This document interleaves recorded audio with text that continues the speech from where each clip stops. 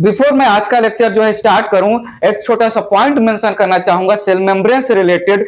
Thickness of cell membrane, ये thickness of cell membrane है Danielli और डैप्सन का लैंग्वेज में। डैनियल एंड डैप्सन, याद आ रहा है प्रीवियस लेक्चर में हमने डैनियल और डैप्सन कौन सा मॉडल प्रपोज किया था? हाँ जी, उन्होंने ट्राइलैमिनार या सैंडविच मॉडल दिया था। और याद आ रहा है सैंडविच मॉडल को हम अगर सिंपल लैंग्वेज में रिप्रेजेंट करना चाहें तो क्या बोल सकते हैं? Protein lipid, lipid protein structure होता है सैंडविच मॉडल के according cell membrane. Danielli and Davson बोल रहे हैं। डैनियल एंड डैप्सन ने सेल मेम्ब्रेन का थिकनेस ओवरऑल 75 एंगस्ट्रॉम बताया। 75 एंगस्ट्रॉम में 20 एंगस्ट्रॉम अपर प्रोटीन वाला लेयर, देन 35 एंगस्ट्रॉम का हो जाएगा phospholipid bilayer, and again lower protein का लेयर 20 एंगस्ट्रॉम रिप्रेजेंट होता है। ये 75 एंगस्ट्रॉम की thickness of cell membrane Robertson ने भी एक्सेप्ट किया, लेकिन बाद में जो है पता चला कि सेल मेम्ब्रेन का थिकनेस ये रेंज करता है 50 से 100 एंगस्ट्रॉम तक, depend on the type of the cell. थोड़ा मेंशन करते हैं। So according to sandwich model, according to sandwich model, can I say thickness of cell membrane, thickness of cell membrane, it is 75 angstrom, it is 75 angstrom. So sandwich model के according ये रहा phospholipid bilayer, ये यहां पर मैंने mention किया phospholipid bilayer, and phospholipid bilayer externally और internally it is surrounded by, बाहर से और inner side से it is surrounded by alpha helix का ग्लोबुलर प्रोटीन, जो कि जो है हाइड्रेटेड होता है, water containing globular protein, alpha helix का प्रोटीन सेकेंडरी फॉर्म में होता है। ये रहा protein lipid, lipid protein, protein lipid, lipid protein. Daniel और डैप्सन क्या बोल रहे हैं? This protein it is 20 angstrom thick, this phospholipid bilayer it is 35 angstrom thick, and this lower protein layer it is 20 angstrom thick. ठीक है, तो 20 angstrom thickness है अपर protein layer का, upper protein layer 20 angstrom thick, 35 angstrom thickness है phospholipid bilayer का, phospholipid bilayer का, और again ये 20 एंगस्ट्रॉम थिकनेस है lower protein layer, lower protein layer. ठीक है, overall thickness of the cell membrane it is 75 angstrom overall thickness, overall thickness of cell membrane। Robertson ने भी ये थिकनेस को एक्सेप्ट किया।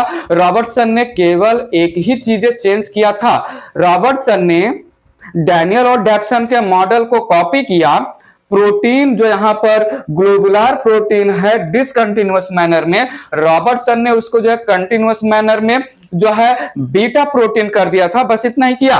Well in general the thickness of the cell membrane ranges from 50 to 100 angstrom. Danielli Davson का और Robertson के model का एक और ड्रॉबैक है सेल मेम्ब्रेन के थिकनेस को लेके। इन लोगों ने बोला 75 एंगस्ट्रॉम, लेकिन बाद में पता चला कि जो है 50 से 100 एंगस्ट्रॉम। तो जिस भी लैंग्वेज में जो है क्वेश्चन पूछा जाएगा, इन जनरल जो है सेल मेम्ब्रेन का थिकनेस या जो है दिस सैंडविच मॉडल डैनियल और डैप्सन के अकॉर्डिंग, ये बात आप याद रखिएगा। Well main data 75 angstrom thickness. सबसे पहले तो हम अच्छा ही सोचेंगे, तो सबसे पहले क्वेश्चन में जो है अगर आया thickness of the cell membrane तो 75 एंगस्ट्रॉम अगर एग्जैक्ट डेटा है, और अगर रेंज में जो है ऑप्शन में डेटा दिया गया है तो 50 से 100 एंगस्ट्रॉम यहां पर हम मेंशन कर ले रहे हैं। In general thickness of cell membrane ranges from 50 to 100 angstrom, 50 to 100 angstrom. तो ये थोड़ी सी बातें मैंने किया related to thickness of cell membrane.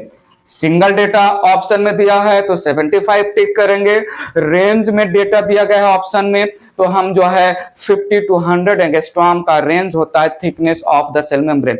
बताइए प्लीज, ये एक छोटा सा पॉइंट मुझे याद आ गया, प्रीवियस लेक्चर में नहीं बोल पाया था। बात आगे बढ़ा रहा हूं, स्टार्ट कर रहा हूं मैं transport across cell membrane, transport through cell membrane.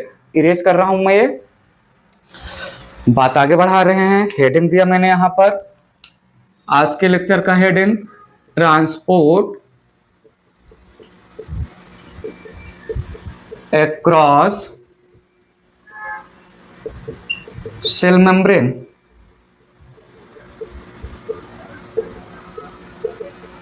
Transport across cell membrane, कहीं कहीं पर heading transport through cell membrane भी दिया जाता है। Cell membrane highly selective nature का है। सेल मेम्ब्रेन का कैरेक्टर में हमने पढ़ा था, cell membrane it is selectively permeable in nature. What kind of particle या substances will move inside the cell, what kind of particle या substances will leave the cell outside, ये cell membrane select करता है और based on selection वो material को in या out transport करता है। कितने अलग अलग तरीके हैं सेल मेम्ब्रेन के अक्रॉस मटेरियल का इन या आउट होना, बात करते हैं यहां पर। सो मैंने क्या बोला यहां पर, cell membrane is selectively permeable, selectively permeable based on selection. It allows entry or exit of materials. It allows entry or exit of substances या particles. अब कितने अलग अलग तरीके से हाईली सेलेक्टिव है, ऐसे ही कुछ भी सेल के अंदर कुछ भी सेल के बाहर आ रहा है जा रहा है नहीं हो सकता। सेल मेम्ब्रेन वो यूजफुल चीजों को अंदर आने देगा, हार्मफुल चीजों को फुल ऑन ट्राई करेगा कि रोका जाए, हार्मफुल सब्सटेंसेस पैथोजन या एंटीजन एक्सेट्रा वो सेल के अंदर आए। कितने मेथड हैं अलग अलग जो है सब्सटेंस, जैसे गैस हो गए, आयंस हो गए, सॉल्ट्स हो गए और जो है लार्ज कंपाउंड भी हो गए, लार्ज लिक्विड और लार्ज सॉलिड कंपाउंड, जो सेल जो है एक सेल दूसरे सेल से इवन मटेरियल का एक्सचेंज भी करते हैं। तो ये जो गैसेज हैं, आयंस हैं, सॉल्ट्स हैं, बायोमोलिक्यूल्स हैं, large liquid large solid compound है, how they are transported across the cell membrane, बातें करते हैं। सो यहां पर हम जो है method of transport,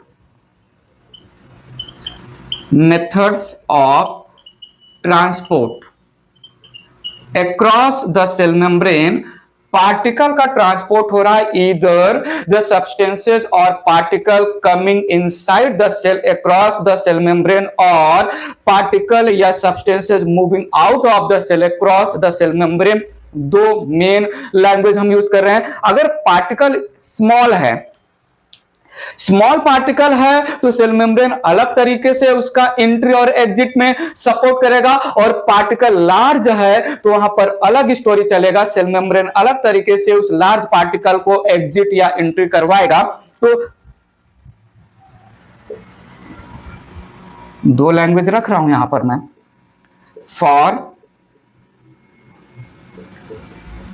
small particles, for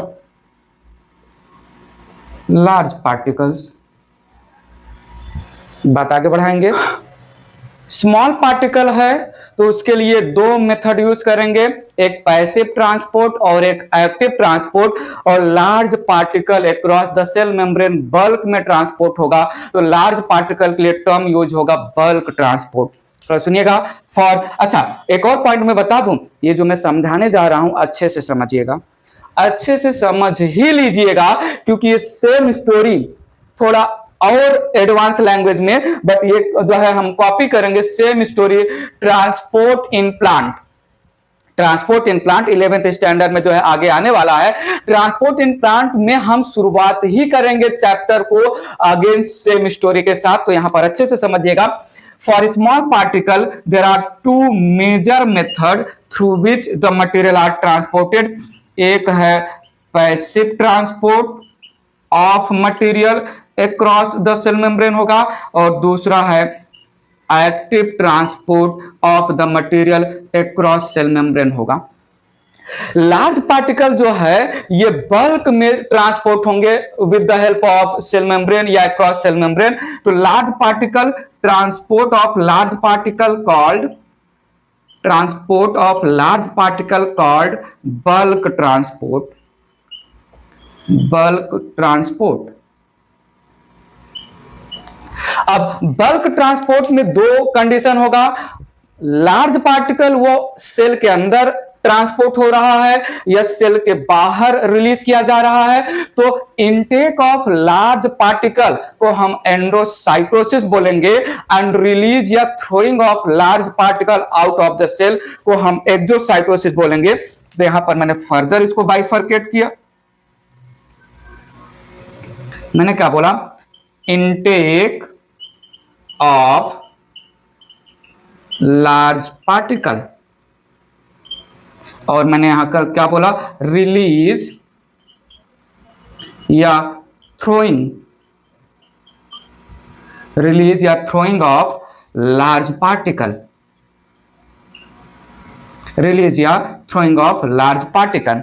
Intake of large particle, it is called endocytosis, called endocytosis, and release of large particle, it is called exocytosis, exocytosis.